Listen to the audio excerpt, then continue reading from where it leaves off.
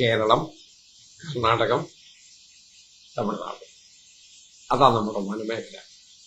ആ വനമേഖലയില് കേരളത്തിന്റെ അതിർത്തിയിൽ മാത്രമാണ് നമ്മൾ ഇതുണ്ടാക്കുന്നത്. അപ്പൊ വന്യമൃഗങ്ങളെ കേരളത്തിൽ കടക്കാൻ സമ്മതിക്കാനെന്ന് പറയുന്നത് ചുറ്റിയല്ലേ. കാട്ടിലാർക്കെങ്കിലും അങ്ങനെ ഒരു നിയന്ത്രണം കിട്ടാൻ പറ്റും. അപ്പം പ്രഥമ ദൃഷ്ടി അത് നീക്കിയില്ലാത്ത വകുപ്പുകളാണ്. അതാണ് നമുക്കിത് കഴിഞ്ഞിട്ട് അതിനെക്കുറിച്ച് സംസാരിക്കാം. ഇത് പ്രധാനപ്പെട്ട ഇതല്ലേ നിങ്ങൾ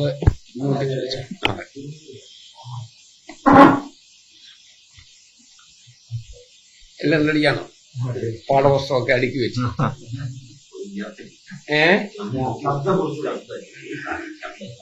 മനസ്സിലായി? നമ്മളും ഇതേ പണി.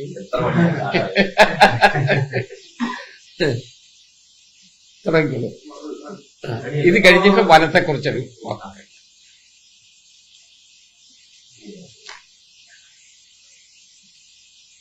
കഴിഞ്ഞ ദിവസം നിയമസഭയിൽ നടന്ന ചർച്ച അതുമായി ബന്ധപ്പെട്ട് ഭക്ഷണശേഷം വ്യാഖ്യാനുണ്ട്. ഭക്ഷണം പോകുമ്പോൾ അദ്ദേഹത്തിന്റെ മരണസമയത്ത് നടന്നിട്ടുള്ള പ്രധാനപ്പെട്ട ശിവഗിരി മുത്തങ്ങ പോലുള്ള സംഭവങ്ങൾ അദ്ദേഹത്തിന് തന്നെ നേരത്തെ വിവരിക്കേണ്ടി വന്നൊരു സാഹചര്യമുണ്ട്. അപ്പോ പ്രതിപക്ഷം വേണ്ട രീതിയിൽ മുഖ്യമന്ത്രിയുടെ പറഞ്ഞ കാര്യങ്ങളെ പ്രതിരോധിക്കാത്തതാണ് വ്യാഖ്യാനിക്കുന്ന വരേണ്ടി വന്നൊരു സാഹചര്യം ഉണ്ടായെന്നാണ് പറയുന്നത്. യഥാർത്ഥത്തില് ശ്രീ പിണറായി വിജയൻ ഇത് നിയമസഭയിലെ പറഞ്ഞത് എനിക്ക് അത്ഭുതം തോന്നിയത്. കാരണം ഇതിനൊക്കെ ജുഡീഷ്യൽ കമ്മീഷനെ വെച്ചതാണ്. ശ്രീ പിണറായി വിജയൻ കൂടി അംഗമായിട്ടുള്ള ക്യാബിനറ്റ് നായനാറിലെ ഗവൺമെന്റാണ് ആ കമ്മീഷൻ റിപ്പോർട്ട് അംഗീകരിച്ചത്. ആ റിപ്പോർട്ട് അംഗീകരിച്ചതിന് ശേഷം അതിന് വിരുദ്ധമായ ഒരു നിലപാട് മുഖ്യമന്ത്രിയുടെ ഭാഗത്തുനിന്ന് വരും എന്ന് ആരും പ്രതീക്ഷിച്ചിട്ടില്ല. എന്തേ പറ്റി എന്നുള്ളതാണ് ഞാനും ആലോചിച്ചുകൊണ്ടിരിക്കുന്നത്. അങ്ങനെ ഒരു സംഭവം ഉണ്ടായി. ആ സംഭവത്തെ തുടർന്നുള്ള ജുഡീഷ്യൽ കമ്മീഷനെ വെച്ചു. ജുഡീഷ്യൽ കമ്മീഷന്റെ ഫൈൻഡിങ്സ് ഗവൺമെന്റ് അപ്പാടെ അംഗീകരിച്ചു. അത് നിയമസഭയുടെ മുമ്പിൽ വെക്കുകയും ചെയ്തു. അത് നിയമസഭയ്ക്ക് മുമ്പിൽ അതെല്ലാം കൃത്യമായിട്ടുണ്ട്. ഇങ്ങനെയൊരു പ്രോസസ്സ് പൂർത്തിയാക്കി അവസാനം വന്നതിന് ശേഷം ഒരു തെരഞ്ഞെടുപ്പ് വരുന്നതിന്റെ തൊട്ടു മുമ്പ് 7-8 മാസം മുമ്പ് ഈ പഴയ ആയുധമെടുത്ത് തേച്ചു മിനുക്കി പറയാൻ ശ്രമിക്കുന്നത് മുഖ്യമന്ത്രിയെ പോലെ ഒരാളിനെ ചേർന്നതാണോ എന്ന് അദ്ദേഹം ആലോചിച്ചാൽ മതി. അദ്ദേഹം കൂടിയുള്ള ക്യാബിനറ്റ് അംഗീകരിച്ചത്. ആ ക്യാബിനറ്റ് അംഗീകരിച്ച ജുഡീഷ്യൽ കമ്മീഷൻ റിപ്പോർട്ടാണ്. അദ്ദേഹം കൊടുത്ത അംഗീകാരത്തിന് വിരുദ്ധമായിട്ട് അദ്ദേഹം തന്നെ ഇപ്പൊ പറയുകയാണ്. അതാണ് വൈരുദ്ധ്യമായിട്ട് എനിക്ക് തോന്നിയിട്ടുള്ളത്. അപ്പോഴും കാര്യം പ്രതിപക്ഷത്തു നിന്നും സഭയിൽ ചൂണ്ടിക്കാണിക്കാത്തതുകൊണ്ടല്ലേ എ കെ ആന്റണി എന്ന 85 വയസ്സ് കഴിഞ്ഞ മനുഷ്യന് വന്നിട്ട് പ്രതിരോധം തീർക്കേണ്ടി വരും? അല്ല, ഇതിനകത്തെ എ കെ ആന്റണി 2ാം സ്റ്റേജിലേ വരുന്നുള്ളൂ. ആദ്യം ഇത് പറഞ്ഞതാരാണ്? കേരളത്തിന്റെ മുഖ്യമന്ത്രിയാണ്. അത് പറയുമ്പോൾ അദ്ദേഹത്തിന്റെ മുമ്പിലുള്ള ഡോക്യുമെന്റ്സ് എന്താണ്? അദ്ദേഹത്തിന് മുമ്പിൽ കാര്യമായി ഒരു ഡോക്യുമെന്റും ഇല്ല. ഒരു വൈൽഡ് അലിഗേഷൻ ഒരു മുഖ്യമന്ത്രി പറയുന്നു എന്ന് പറയുന്നതിനൊക്കെ നമുക്ക് ചിന്തിക്കാൻ പറ്റുമോ? താഴെയുള്ള ആരെങ്കിലും എന്തെങ്കിലും പറഞ്ഞു എന്ന് പറഞ്ഞാൽ ആ നിലയിൽ അത് പോകട്ടെ എന്ന് നമുക്ക് വെക്കാം. പക്ഷെ ഒരു മുഖ്യമന്ത്രി പറയുന്നത് എവിടെയാ? കേരള നിയമസഭയുടെ മധ്യത്തിൽ നിന്ന്. അങ്ങനെ അദ്ദേഹത്തിന്റെ ഒഫീഷ്യലായിട്ടുള്ള സ്ഥലത്തിരുന്ന് അങ്ങനെ കേരളത്തിന്റെ മുഖ്യമന്ത്രി ഇത് പറയാൻ പറ്റുമോ? അങ്ങനെ പഴയ വെടിവെപ്പിനെ കുറിച്ച് തിരക്കിപ്പോയാൽ ഒത്തിരി കാര്യങ്ങളുണ്ട്. വിമോചന സമരകാലത്ത് നടന്ന വെടിവെപ്പുകളും എല്ലാവർക്കും അറിയാമല്ലോ. ഇവിടെ ഈ തിരുവനന്തപുരം കടപ്പുറത്ത് നടന്ന വെടിവെപ്പ് എല്ലാവർക്കും അറിയാമല്ലോ.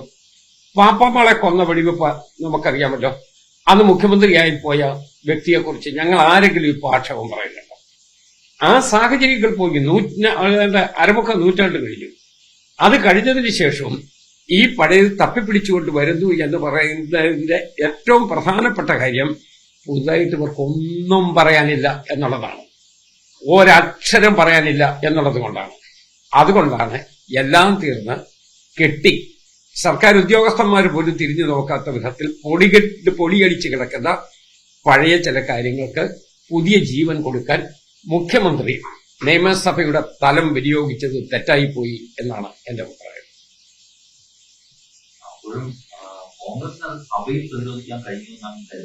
അല്ല, അത് പ്രതിരോധിക്കേണ്ട കാര്യം റെക്കോർഡല്ലേ അവിടെ നിൽക്കുന്നത്. പിന്നെ കോൺഗ്രസിന്റെ പ്രതിപക്ഷ നേതാവ് പറഞ്ഞല്ലോ, പ്രതിപക്ഷ നേതാവ് വളരെ ശക്തിയായി പറഞ്ഞിട്ടുണ്ടല്ലോ. അത് മുഖ്യമന്ത്രി സംസാരിച്ചതിന് ശേഷം മറ്റാളുകൾക്ക് സംസാരിക്കാൻ പറ്റില്ലല്ലോ. എല്ലാ പ്രസംഗത്തിന്റെയും അവസാനമല്ലേ മുഖ്യമന്ത്രി സംസാരിക്കുന്നത്. മുഖ്യമന്ത്രി സംസാരിച്ചു കഴിഞ്ഞാൽ ഇന്റർഫിയർ ചെയ്യാനുള്ള അധികാരമുള്ള, അവകാശമുള്ള, പ്രിവിലേജുള്ള പ്രതിപക്ഷ നേതാവ് അതിനെ സ്ട്രോങ് ആയിട്ട് ഒപ്പോസ് ചെയ്തിട്ടുണ്ട്. അപ്പൊ അവിടെ എതിർത്തില്ല എന്ന് പറയുന്നത് ശരിയല്ല, എതിർത്തിട്ടുണ്ട്. മുഖ്യമന്ത്രി പ്രസംഗിച്ച അവസാനമാണ്. ആ പ്രസംഗത്തിനിടയിൽ ഇന്റർഫിയർ ചെയ്തുകൊണ്ട് പ്രതിപക്ഷ നേതാവ് സംസാരിച്ചിട്ടുമുണ്ട്. അപ്പൊ ഞങ്ങൾക്ക് പറയാനുള്ളത് പ്രതിപക്ഷ നേതാവിലൂടെ പുറത്തു വന്നു.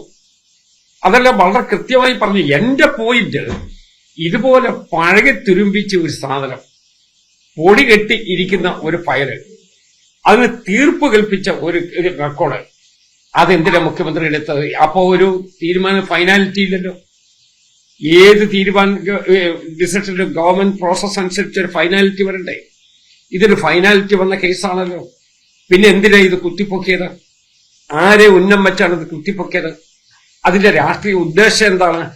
ആ ഉദ്ദേശത്തെയാണ് കേരള ജനത ചോദ്യം ചെയ്യുന്നത്.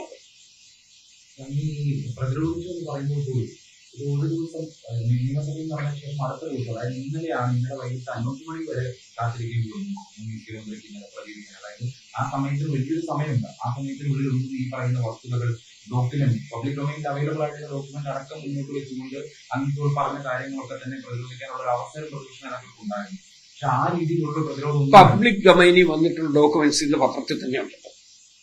അത് മാത്രമല്ല, നിങ്ങൾ ആരും അത്ര എക്സ്പീരിയൻസ്ഡ് അല്ലാത്ത മാധ്യമ പ്രവർത്തകരൊന്നും അല്ലല്ലോ.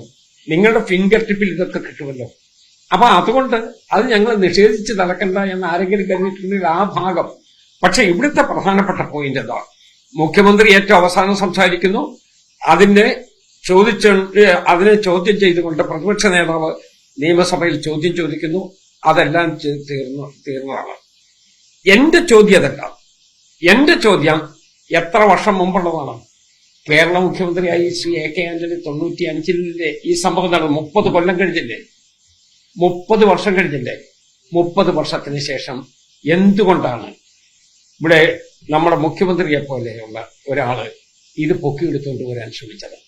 അതിന്റെ അർത്ഥം തന്നെ അദ്ദേഹത്തിന് വേറൊരു കാര്യവും ജനങ്ങളുടെ മുമ്പിൽ പറയാനില്ല എന്നാണ് ഞങ്ങൾ വായിച്ചെടുക്കുന്നത്. ഈ CK ജാനു പറയുന്നുണ്ട്, നൂറ്റാണ്ടുകൾ കഴിഞ്ഞാലും ആന്റണിക്ക് മാപ്പില്ല. A.K. ആന്റണിയുടെ വൈകിയ വേളയിലുണ്ടായ തിരിച്ചറിവ് നല്ലതാണ് എന്നാണ് അവരിൽ പ്രതീക്ഷിക്കുന്നത്. ആര് പറഞ്ഞു? CK ജാനു മുത്തങ്ങ സമരത്തിലെ. ഞാനതിനെക്കുറിച്ചൊന്നും പറയുന്നില്ല. ജാനുവിൻ്റെതായ രൂപത്തിൽ ഇത് പറയട്ടെ. നമുക്ക് നമ്മളുടേതായ രൂപത്തിൽ പറയേണ്ടിയിരിക്കുന്നു. അത് കാര്യങ്ങളൊക്കെ എല്ലാവർക്കും അറിയാം. CK ജാനുവിനും അറിയാമല്ലോ. CK ജാനു അവിടെ കുടില് കെട്ടാൻ അത് പോയിട്ടുണ്ടോ എന്ന് എനിക്കറിയില്ല. എനിക്കതിനെക്കുറിച്ച് എനിക്കൊരു പരാമർശനമില്ല. പക്ഷെ ഇവിടെ A.K. ആന്റണി എന്നുള്ള ഒരു വ്യക്തിയെ, കേരളം ആദരിക്കുന്ന ഒരു ആളിനെ അപമാനിക്കുന്നതിന് വേണ്ടി ഈ പഴകി തുരുമ്പിച്ച ഒരായുധം എടുത്ത് വിനിയോഗിച്ചു. അതാണ് നമ്മുടെ പ്രശ്നം.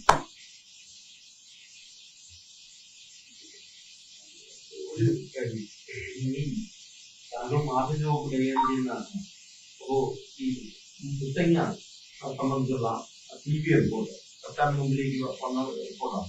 കണ്ടോ TV അന്ന് കിട്ടുന്നത് കോടതി പരാമർശം ഉണ്ടായിരുന്നു. അത് സംബന്ധിച്ച് അന്നത്തെ പോലീസ് ആക്ഷൻ സംബന്ധിച്ച് എന്തായാലും CBIയുടെ കഴിഞ്ഞു. അത് ഫർദർ ആക്ഷൻ ഒന്നും ഉണ്ടായിട്ടില്ലെങ്കിൽ അതിന്റെ അർത്ഥം എത്ര ഗവൺമെന്റുകൾ മാറിപ്പോയി? അന്നത്തതിന് ശേഷം എത്ര ഗവൺമെന്റുകൾ മാറി? അത് ഞങ്ങൾ മാത്രം ഭരിച്ചതല്ലല്ലോ. ഭൂരിപക്ഷവും ഭരിച്ചത് ഞങ്ങളെ അന്ന് എതിർത്തിരുന്ന ആളുകളും ഇന്നും എതിർക്കുന്ന ആളുകളല്ലേ.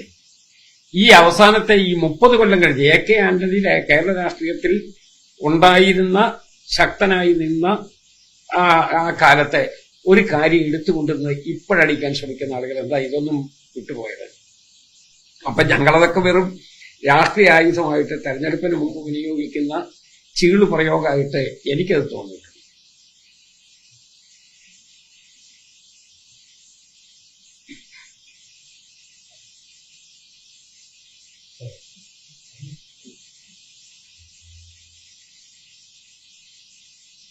ഇന്ന് നിയമസഭയിൽ വനം ബില്ല് വരുന്നുണ്ട്. എനിക്ക് ആ ബില്ലിനെ കുറിച്ചുള്ള നിലപാട് ഞാൻ പഴയ വനം വകുപ്പ് മന്ത്രിയായിരുന്നു. അതുകൊണ്ട് ചോദിച്ചത്. അപ്പോ യഥാർത്ഥത്തില് 1972 വന്ന ഇവിടെ ഒരു സെൻട്രൽ ആക്ട് ഉണ്ട്. ആ സെൻട്രൽ ആക്ടിന് വിരുദ്ധമായിട്ട് സംസ്ഥാന ഗവൺമെന്റിന് ഒരു ബില്ല് കൊണ്ടുവരാൻ പറ്റില്ല. മാത്രമല്ല, വനത്തെ സംബന്ധിച്ച് വേറൊരു പ്രത്യേകത കൂടിയുണ്ട്. കേരളത്തിന്റെ വനഭൂമി എന്ന് പറയുന്നത് കേരളത്തിന്റെ ഭൂപ്രദേശത്ത് മാത്രം നിൽക്കുന്നതല്ല, നമ്മളുടെ എലികയ്ക്ക് ഉള്ളിൽ മാത്രം നിൽക്കുന്നതല്ല. അതിൽ കർണാടകത്തിന്റെ ഏരിയയുണ്ട്, തമിഴ്നാടിന്റെ ഏരിയയുണ്ട്. അപ്പോ ആ ഒരു വലിയ പ്രദേശത്തിന് വേണ്ടി നമ്മളിവിടെ ഒരു നിയമം കൊണ്ടുവരുമ്പോൾ ആ നിയമം സെൻട്രൽ ആക്ടിന് വിരുദ്ധമാകരുത്. ഈ നിയമത്തിനകത്ത് പറഞ്ഞിട്ടുള്ളത് ഇത് കേരളത്തിന്റെ അതിർത്തികൾക്ക് മാത്രം ബാധകമെന്നാണ്. കേരളത്തിന്റെ അതിർത്തി എന്ന് പറയുന്നതിനകത്തെ ഈ വനം ഒതുങ്ങി നിൽക്കുമോ? അല്ലല്ലോ. നമ്മുടെ ബന്ദിപ്പൂർ വനമേഖലയുടെ ഒരു ഭാഗം കേരളത്തിലില്ലേ? ട്രൈ ജംഗ്ഷൻ, ഇടത്തും വലത്തും മറ്റ് സംസ്ഥാനങ്ങളിൽ നിൽക്കുകയല്ലേ? അപ്പൊ നമ്മളിവിടെ ഈ ഒരു മേഖല മാത്രം കാർവ് ചെയ്തുകൊണ്ട് ഒരു നിയമം ഉണ്ടാക്കിയാൽ ആ നിയമം നിലനിൽക്കും എന്ന് എനിക്ക് ഒരു വിശ്വാസമില്ല. ആ നിയമം നിലനിൽക്കാൻ പോകുന്നില്ല. അത് പക്ഷേ നിയമം അത് പാസ്സാക്കുന്നതിന് വേണ്ടി ഇവിടെ ബില്ല് പ്രസന്റ് ചെയ്തു. ബില്ലിനെ കുറിച്ചുള്ള ചർച്ച വരികയാണ്. ചർച്ചയിൽ എല്ലാവരും ഇത് ഉന്നയിക്കും എന്ന് തന്നെയാണ് എന്റെ വിശ്വാസം. അതിനുശേഷം ഇതിനി നമ്മളെ ഭൂരിപക്ഷം ഉപയോഗിച്ച് വേണമെങ്കിൽ അവർക്ക് പാസ്സാക്കാൻ പറ്റും. പക്ഷെ ഈ ഭൂരിപക്ഷം അനുസരിച്ച് കോടതി നിൽക്കുകയില്ല. 2 ബുദ്ധിമുട്ടുകൾ വരും. നമ്പർ 1, ഇവിടെ സുപ്രീം കോടതിയുടെ തീരുമാനം വരേണ്ടി വരും. 2, ഗ്രീൻ ട്രിബ്യൂണലിന്റെ തീരുമാനം വേണ്ടി വരും. അതേസമയം ഗവൺമെന്റ് ഫോക്കസ് ചെയ്യണമെന്ന് ഞങ്ങൾ ആഗ്രഹിക്കുന്ന ഒരു കാര്യമുണ്ട്. അത് വന്യജീവി അക്രമത്തിൽ നിന്ന് ജനങ്ങളെ രക്ഷിക്കുക എന്നുള്ളതാണ്. വന്യജീവി അക്രമത്തിൽ നിന്ന് ജനങ്ങളെ രക്ഷിക്കുന്നതിന് വേണ്ടി ക്രിയാത്മകമായ നടപടിയെടുക്കാൻ ബാധ്യതപ്പെട്ട ആളുകൾ ഇത് നേരെ ഒരു നിയമവിരുദ്ധമായ നിയമനിർമ്മാണത്തിന് വേണ്ടി പോവുകയാണ്. അതുകൊണ്ട് വന്യജീവി ആക്രമണത്തിൽ നിന്ന് കേരളത്തിലെ ജനങ്ങളെ രക്ഷിക്കാൻ പറ്റുമോ? വനമേഖലയിലെ ആളുകളെ രക്ഷിക്കാൻ പറ്റുമോ? അതിന് വേറെ നേരത്തെ ആരോ പറഞ്ഞോ ഉറങ്ങാൻ കണ്ടു വേറെ കുടിക്കണമെന്ന് പറഞ്ഞ പോലെയാ. ഇത് തീരണമെന്നൊരിക്കൽ വേറെ നിയമം ഉണ്ടാക്കേണ്ടി വരും. ആ നിയമം ഉണ്ടാക്കാൻ ഈ ഗവൺമെന്റിന് ഇച്ഛാശക്തി ഉണ്ടോ ഇല്ലയോ? അതാ പ്രധാനപ്പെട്ട പ്രശ്നം.